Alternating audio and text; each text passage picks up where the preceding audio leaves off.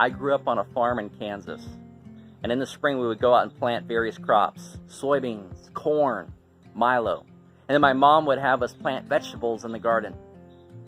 And I learned early on, at the age of 5, that whatever we planted, that same crop is what we harvested several months later.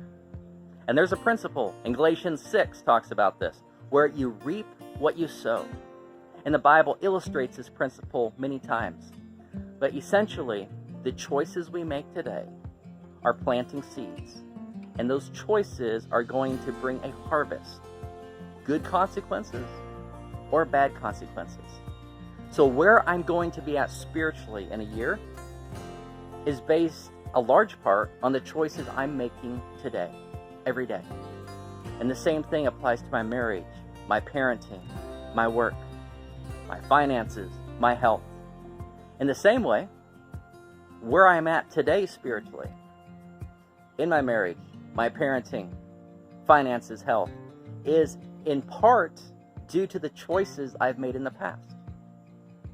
Now, if we want a different future, we need to start making different choices. If we don't like where our marriage is at today or where we're at spiritually, start making different choices, God-honoring choices, and we will reap good consequences. Now, there is a caveat here. And I also noticed this early on, that we could do everything right when we were farming, when we were planting vegetables, and sometimes the crops did not turn out as well as what we had hoped.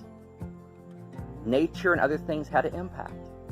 So in the same way, this is not absolute. We can do everything right, and we still may not have the greatest results, but here's what's key. This principle is true. You reap what you sow, and as long as we are faithful to God and we honor Him every day, we will be a success in God's eyes. And we may or may not see amazing benefits in the future, but we will be rewarded by God here, possibly, or for sure in heaven.